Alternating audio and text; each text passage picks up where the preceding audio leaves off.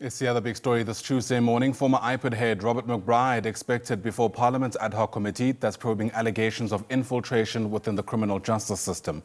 McBride's testimony is expected to focus on his role in some of the most contentious claims that have been laid bare before MPs. Let's get you the latest on this now. Bring in SABC News reporter Abra Barbier, who joins us now live from Parliament. And Abra, it was as recently as this month that Khomotso Phahlane made allegations that Robert McBride was working with Paul O'Sullivan to conjure up some plan to have him fired from his job. Ayanda, good morning. Do you know what? That's just one cog in the entire machinery, because I think there are so many gaps that need to be plugged.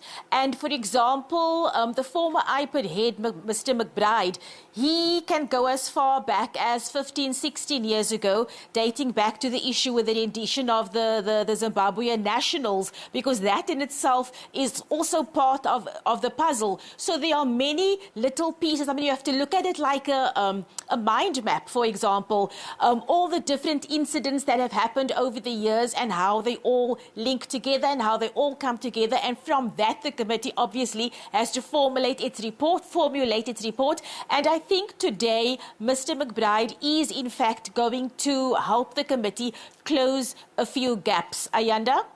Do we know how much time has been set aside for his testimony, given just how much there is to go through? I asked my colleague, the video journalist working with me today, Lucky Tsolo, and he suspects they are going to sit till 9 o'clock tonight.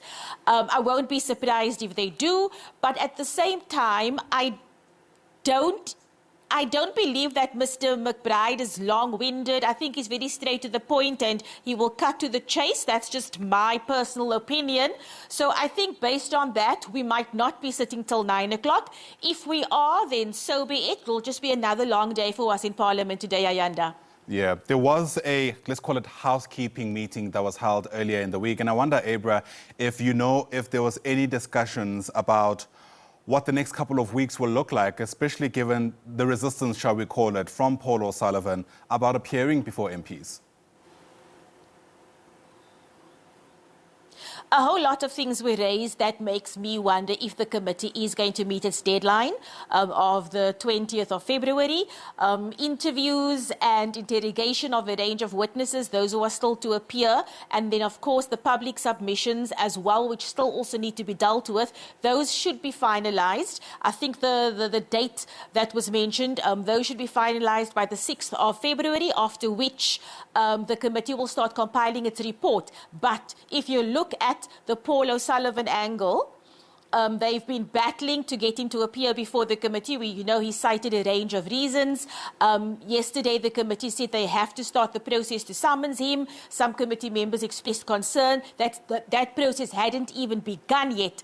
But all parties across the board agree that they have to get him here by hook or by crook. We heard the DA's Glynis Breitenbach. I mean, it took quite a dark turn when she said if they are going to summons him, that the committee has to be prepared in case there are security breaches. And she went as far as saying, in case he is assassinated, which I think was a bit macabre to think about. But those are the concerns that he, Mr. O'Sullivan himself has raised. So that was one entire talking point and sticking point yesterday. And then the other issues that came up were additional public submissions, which came up after the deadline. So that too is going to eat into the time, because more witnesses might be added to the list.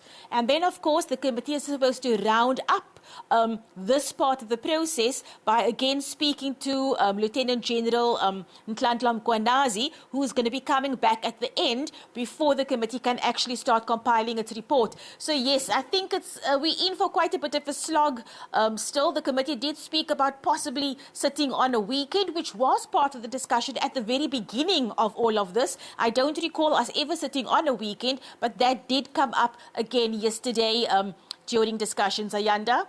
Yeah, I certainly can't imagine a scenario where Robert McBride appears and we don't hear from Paul O'Sullivan, given just how much the relationship between the pair has been raised within the context of this committee. All right, Abra Barbier, we'll see how things unfold.